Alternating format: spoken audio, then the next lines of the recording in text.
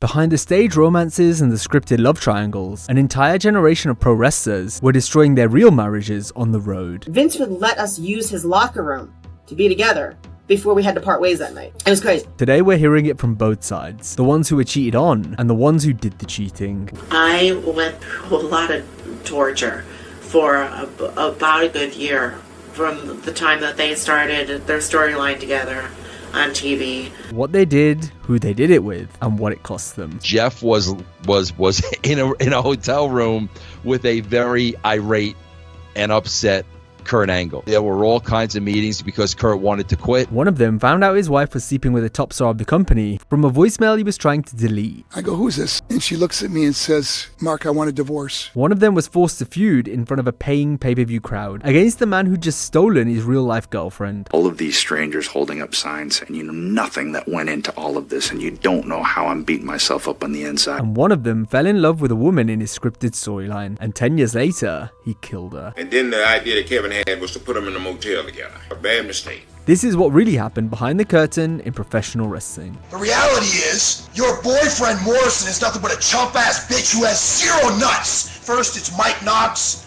then it's Batista. You're a freaking hoe, Melina. In the late 90s, Sable was the biggest female star in professional wrestling. She came into the WWE as a valet for Triple H, but quickly switched over to her real-life husband, Wildman Marc Mero. From there, she became the biggest female star of her era, the cover of Playboy twice. Marc's career, meanwhile, fizzled out by 1999. Skip forward to 2003. Marc is out of the business. Sable has just made a grand return to the company, and the new face of WWE, the man headlining every pay-per-view, is Brock Lesnar. You can probably see where Marc's story is going, but he couldn't. One day, Marc's daughter, Mariah, was upset that she hadn't been able to talk to her mom, and Marc, frustrated, left Sable a furious voicemail. The phone calls started getting less and less, and I just knew she was really busy, and they were going from town to town like we used to do. And one night she just didn't call. Mariah was real upset that Mommy didn't call. And so once I tucked Mariah in and went to bed, I went to the phone, I called her up, and it went to voicemail. And I left her this promo like, what the why aren't you calling us? What is going on? He instantly felt guilty and called back to delete the voice message. A little while longer, I started feeling really guilty. Like, man, I know what it's like on the road. I know how tough it is, you know? Maybe she's just, driving or whatever. Marc and Sable shared each other's voicemail codes, but to find his own message in the inbox, Marc had to scroll past hers first, and the first one he played wasn't his. So I called up her phone. I punched her code to get the voicemail that I'm going to delete because I don't want her to hear it. And it says, you have 2 unheard messages. And the message was from a man saying, hey, I'm really sorry about last night. I was a little, aggressive or whatever. I can't remember exactly what it was, but it was obviously she was with somebody. I didn't know who it was. He confronted Sable, and her response was only 4 words. So I go to my message and delete my message.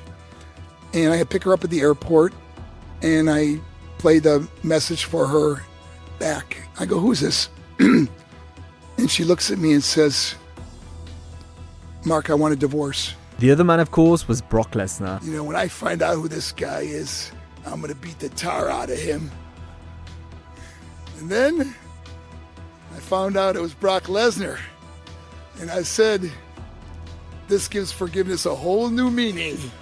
Marc spiraled back into drugs after the discovery. There were nights he later admitted where he didn't want to be alive anymore. I got back into drugs. I got back into living a horrible life. Horrible financial decisions. The housing market tanked. Everything that could go wrong went wrong in my life.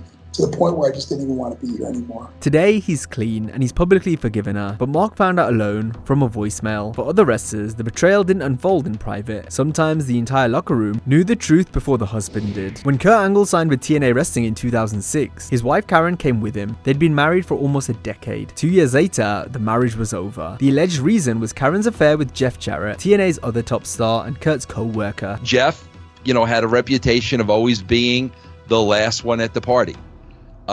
Karen Angle liked to have a good time. Okay? Kurt Angle was a professional, and when Kurt would do the show, Kurt would want to go back to the room and go to bed. This is when Kurt and Karen were still married. They were still married. So a lot of times Jeff and Karen were the last 2 closing the party down while Kurt Angle was sound asleep. Jarrett denied it aggressively. He lied to friends, he lied to co-workers. He even lied to his own boss, TNA President Dixie Carter, when she asked him to his face, and she suspended him for it. Not for the affair, for the lying. Jeff was in a hotel room with a very irate and upset Kurt Angle.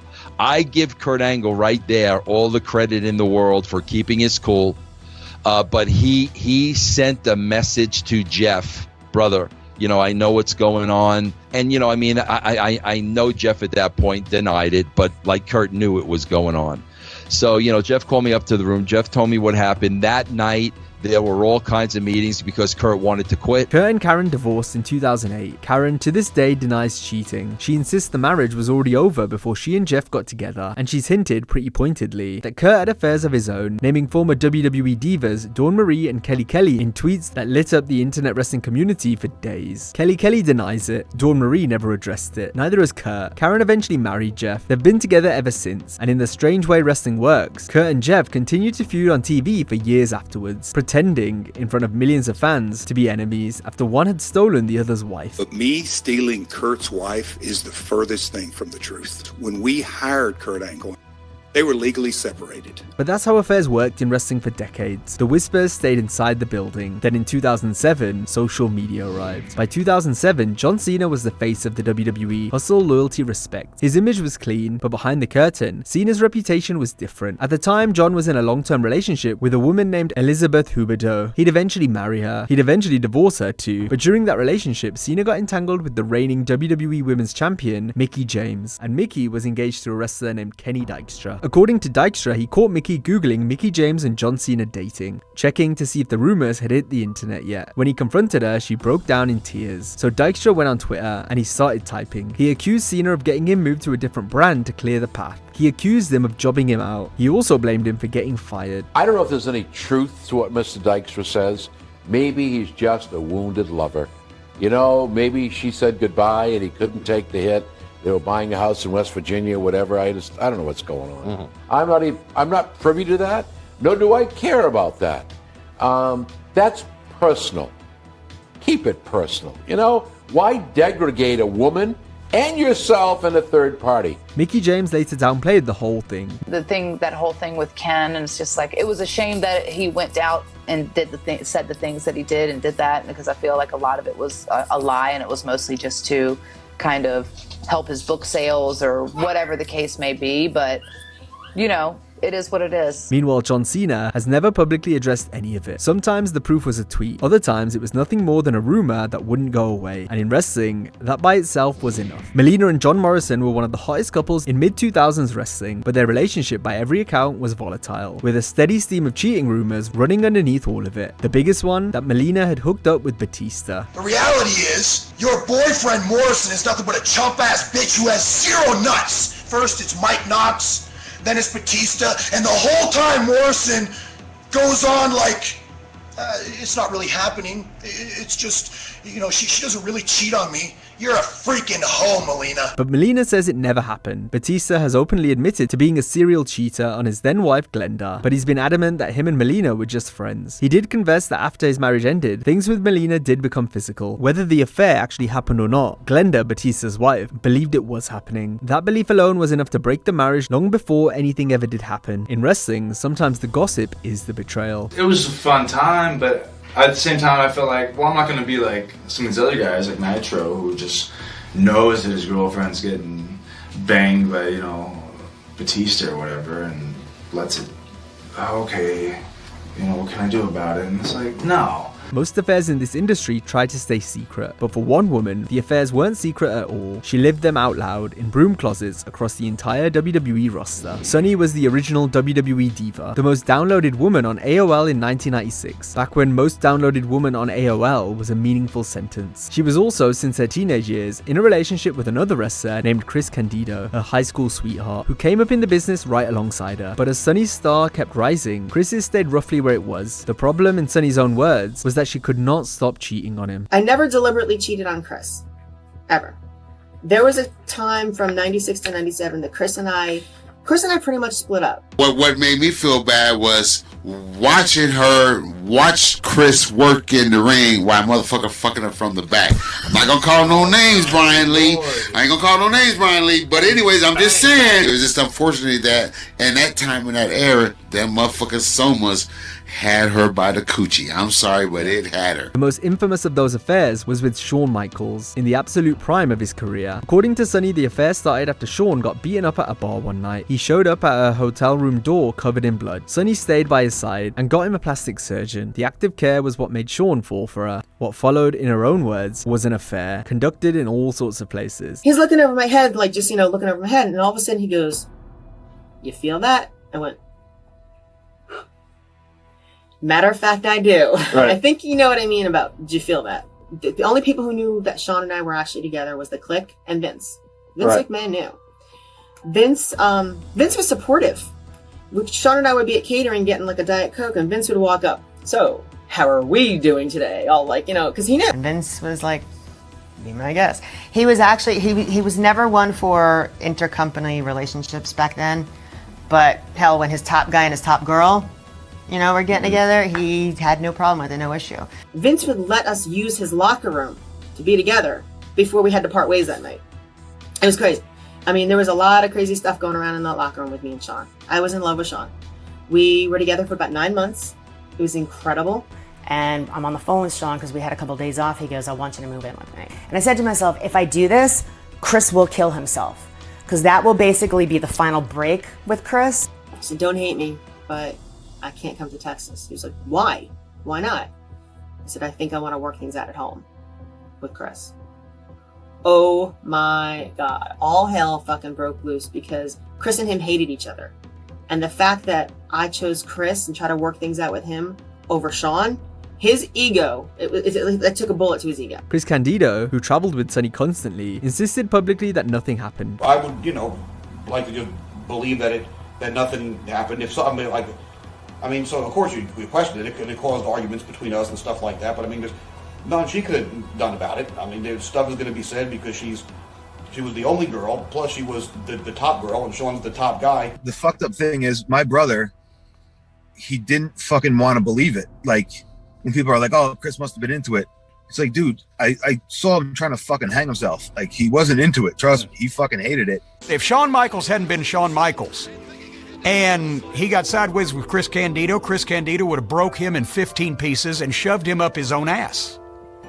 But Chris wasn't going to do that. In 2005, Chris Candido died suddenly. He was 33 years old, and Sunny, in an interview she gave years later, has asked the question that still haunts her. He never found out. The thing is, if Chris ever found out about Shawn, he either didn't want to believe it or overlooked it and accepted it. Right. Because he loved me that much. Sadly, she'll never get an answer. But for the next man in our story, there was no question. The betrayal wasn't private. It was the most public scandal in WWE history, and the company turned it into pay-per-view. If Sable was the queen of the late 90s, Lita was the queen of the early 2000s. Alongside Matt and Jeff Hardy, she was the third pillar of one of the most beloved acts in wrestling history, Team Extreme. Lita and Matt Hardy weren't just stablemates, they were in love. To the fans, they were the fairy tale couple. Then Lita got injured. While she was off the road recovering, Matt kept grinding. Then she came back, and almost immediately, the universe handed Matt the same injury sentence she just served. Now Matt was the one stuck at home, while Lita was traveling the road hotel after hotel with one of Matt's best friends, Adam Copeland, Edge. What started as two co-workers grabbing dinner after a show cracked open one night into something else. She tried to do the right thing, told Edge they had to step back, figure out what was real. It didn't last. December 2004, Matt finds out. The reaction was nuclear. He kicked Lita out of the house immediately. He went on the internet when it was still a brand new and unexplored weapon and torched both of them publicly. I just don't think he knew how to react, so he reacted in the only way that he thought he could get something out of it. You were hearing something you weren't supposed to be hearing.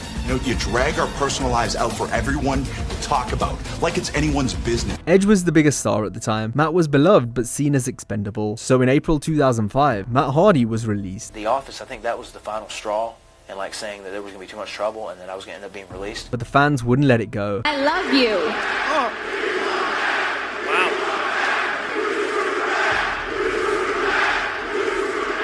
Every Edge match was drowned in chants of "We want Matt" and "You screwed Matt." All of these strangers holding up signs, and you know nothing that went into all of this, and you don't know how I'm beating myself up on the inside. And if the only positive that can come from that is that I am the most despised guy in this industry, I'm going to use it. and I'm going to get to the top. So WWE rehired Matt and monetized the affair. Why would you do it? There's obviously something missing there for me to go fall in love with somebody else, man. The on-screen feud between Edge, Lita, and Matt drew massive heat throughout 2005 because the fans knew it was real. It's an opportunity for both of us to really step up to the plate, show what we could do on our own. It was a lousy way to get there, but it was kind of cathartic and therapeutic for all of us in a way. And, you know, let's get that out of our system and you know, kind of move forward. Real life, monetized for pay-per-view. The boyfriend forced a feud in front of millions of people against the man who had taken everything from him. It's one of the most publicly humiliating affairs in wrestling history. But the next one might be worse, because in this one, the boss of the entire company helped cover the affair up. For 4 years, CHYNA believed that she was going to marry Triple H. They'd come up together in DX, they lived together. They bought a house in New Hampshire together. He was, by every measure she had, her future. There was just one detail nagging at her. There was no ring. CHYNA asked, and Triple H said it was coming soon. Then his attitude changed. He grew distant. CHYNA asked him point blank if something was going on. He told her again and again, no. So one day while he was away, CHYNA picked the lock on his briefcase. Inside, she found a love letter from Stephanie McMahon, dated a year earlier. How'd you find out he was cheating? How'd you catch him? I found a note, actually. Yeah, I found a note. Like a written note? A written note. What did it say? From Stephanie, like tucked away in his briefcase. What did the note say? What was in the note? Just a note from her saying, you know, how much she loved him, and the date was dated like a year beforehand, so that's how I knew. A year, while telling her he loved her, while the entire WWE locker room, including Stephanie's own father, Vince, apparently knew. According to CHYNA's former manager, Vince had even helped to cover it up. He paired CHYNA with Eddie Guerrero on the road, specifically so Triple H and Stephanie could travel together for the storyline. Except it wasn't a storyline. The on-screen ring Triple H gave Stephanie, she got that one in real life. When she confronted him with the letter, the fight was apocalyptic. It was their last conversation for years. She walked out of that house with what she was wearing. I went through a lot of torture for about a good year from the time that they started their storyline together on TV. Triple H to this day sees it differently. He told Howard Stern that technically he wasn't cheating. And there's a misconception of the way that things ended with us, but you know, it was our relationship had gone downhill. There's a period of time where we were separated, and you know, things happened in between, and then you know, you kind of partway get back together, and it really wasn't a full-blown relationship at that time. So I see things technically you weren't cheating, you're saying? Yeah, I don't see things the same way she does. Always sees it that way. Yeah, you know, so he's dating CHYNA, who's a big star at that point. Right, which supposedly they weren't dating at that point. Okay. They had a house together and were trying to get out of the house or whatever. It was You bought that, very okay. well. I mean, I Why did for not? a while, and then I didn't, and then we stopped. We saw each other for a couple months, and then when it came apparent to me that well, obviously she's still living in your house, something's going on. We stopped talking for a long time. And as soon as we go into the room, she starts attacking me. Well, I love Hunter, and I don't care what you do, and you, CHYNA. And I was like, whoa, wait. You know, we have a house together. We're gonna get married. We have this life together. And then she's like, well, if you need my father, then I can call him. I'm like, just get your dad. We were in a locker room together, just she and I. And she said to me, she goes, yeah, he's been fucking Stephanie. And I told Vince I was gonna fucking kill her. Really? Yeah.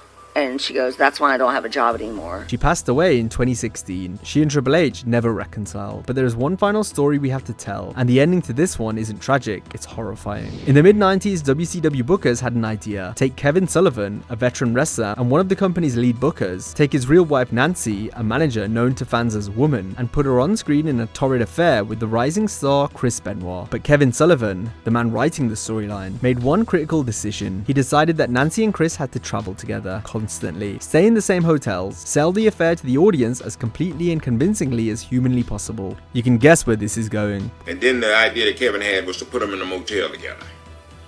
Bad mistake. But they put them in a hotel together to try to get the angle, and I think that's where it started. So sometime when you own the gimmicks and, you know, everybody's on good. You know, Nancy got rest her soul. She took the gimmicks too. I took them. Everybody took gimmicks. Chris Benoit, by Sullivan's own account, was reluctant. His wife at the time was pregnant. He didn't want to upset her. Sullivan told him it would be fine. We weren't living together for 8 months, and I knew she was going to end up with somebody because I wasn't going to be staying there. I didn't know it was going to be Chris. You know, he had a 2-week-old baby when this thing all transpired. with his wife. The storyline ran for over a year, hotel after hotel, city after city, a scripted intimacy that, performed for long enough, eventually stopped being scripted at all. And the other thing, and Nancy and I were having problems at the time anyway. And I kind of knew what was going on. Both marriages ended in 1997. Chris and Nancy got together for real. They got married, and in 2000, they had a son, Daniel. For nearly a decade, it looked like the kayfabe romance had bloomed into a real love story. In 2003, Nancy filed for divorce, citing the marriage as irretrievably broken. She withdrew the filing 3 months later, but something in Chris had started to change. He was a man whose body was breaking down. 2 decades of wrestling in a style that was punishing even by wrestling standards. Diving headbutts, head trauma compounded on head trauma, in an era when nobody was counting. And then in June 2007, in their home in Georgia, Chris Benoit murdered Nancy and their 7-year-old Daniel before taking his own life. When the medical examiners later studied Chris Benoit's brain, they found neurological damage so extensive that one researcher compared it to the brain of an 85-year-old Alzheimer's patient. The toll of 2 decades of unprotected head trauma. That doesn't excuse what he did, nothing does. But it complicates the question every wrestling fan has had to ask themselves in the years since. How did the chemistry between two performers in a scripted storyline decades earlier end here? Kevin Sullivan, the man who put his own wife on the road with Chris Benoit to sell a fake affair, has had to live with that question longer than anyone. I was all business with that thing with Benoit. Do you see where things might have been different with the real life outcome Nancy leaves for Benoit if you did something different with the angle, or do you feel this would have happened no matter what you had changed? I think things happen for a reason. There's nothing we changed. Nothing would have changed. In professional wrestling, what starts as a script has a terrifying habit of becoming real. Now, if you enjoyed this video, be sure to check out our similar video on WWE screwing wrestlers out of their own ideas. Hope you have a great day, and I'll see you next time.